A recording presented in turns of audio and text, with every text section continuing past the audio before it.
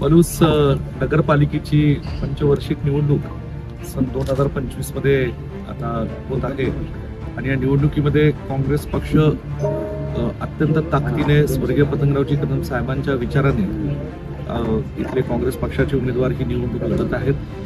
गेल्या सन 2016 पासून सन 2021 पर्यंत जे काय 5 वर्षाचा कालावधी काँग्रेस पक्षाच्या नगरसेवकांना आणि नगराध्यक्षांना मिळाला, त्या सगळ्या काँग्रेस पक्षाच्या नगरसेवकांनी 16 ते 21च्या कालावधीत जवळजवळ 97 कोटीची विकास कामं या पलूस शहराच्या विकासासाठी वॉर्ड वाईज राबलेली आहेत। शेवटी एखाद्या शहराच्या विकासासाठी जो बजेट येतो त्या बजेटचं वितरण हे प्रभागनिहाय तिथल्या स्थानिक लोकांचे प्रश्न सोडवण्यासाठी हे करण्याचं काम हे अत्यंत जिकिरीचं असतं।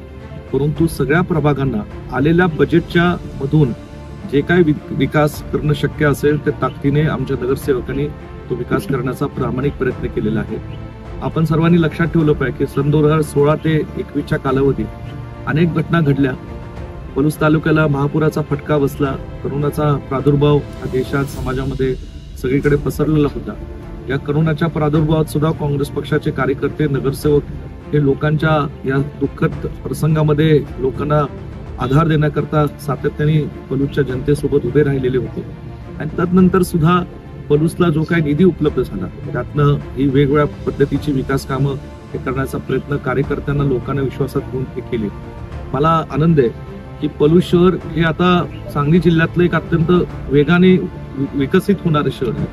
लोकसंख्या पलूस शहराची दिवसेंदिवस वाढत चालली आणि मी राज्यमंत्री असताना खास बाब म्हणून महाराष्ट्र सरकारच्या माध्यमातून महाविकास आघाडीच्या सरकारच्या माध्यमातून जवळजवळ 37 कोटीची योजना पलूस शहराच्या पाणी योजना पलूस शहराच्या पाणी प्रश्न सोडवण्याकरता मंजूर करून घेतलेली होती।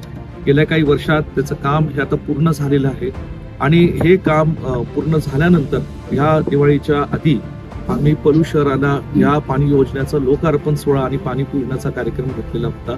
त्यातनं आज गावातल्या जवळ 60 ते 70% लोकांना स्वच्छ आणि नियमित पाणी मिळते। येणाऱ्या काही दिवसातच 100% पलूस शहरातल्या नागरिकांना स्वच्छ आणि नियमित पाणी हे मिळेलच आणि त्याच्या व्यतिरिक्त जी पलूसची वाढती लोकसंख्या त्या वाढती लोकसंख्येचं सुद्धा या ठिकाणी आज संपूर्ण अंदाज घेऊन ही 37 कोटीची पाणी योजना आज इथं मंजूर केलेली आहे।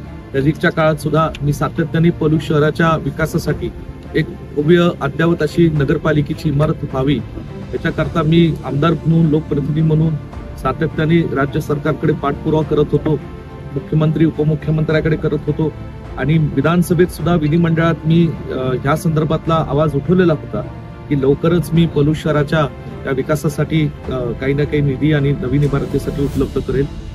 पाणी पूजनाच्या कार्यक्रमाच्या दिवशी सुद्धा जाहीर केलं आणि त्याच पद्धतीने गेल्या काही दिवसांपूर्वी 5 कोटीचा GR हा पलूस नगरपालिकेच्या इमारतीसाठी इथं मंजूर करून घेतलेला आहे। या सगळ्या कामामध्ये पलूस शहरातले काँग्रेस पक्षाचे नेते कार्यकर्ते माजी नगरसेवक आणि सगळे लोक यांना विश्वासात घेऊन या पलूसच्या विकासाबाबतीत आम्ही निर्णय घेतलेला आहे आणि म्हणून आज मला खात्री आहे की येणाऱ्या या निवडणुकीमध्ये पतंगरावजी कदम साहेबांचा पलूस कडेगाव मतदारसंघ आणि या ठिकाणी पलूस शहरामध्ये केलेलं जे काही विकास काम कदम साहेबांनी मी किंवा आमच्या सर्व काँग्रेस पक्षाच्या कार्यकर्त्यांनी असेल या सगळ्यांचा विचार धरून पलूसची जनता ही काँग्रेस पक्षाच्या उमेदवारांच्या पाठीशी उभी राहील आणि पलूस शहराचा येणारा नगराध्यक्ष आणि आमचे नगरसेवक हे प्रचंड मताधिक्याने निवडून येतील मला विश्वास आहे।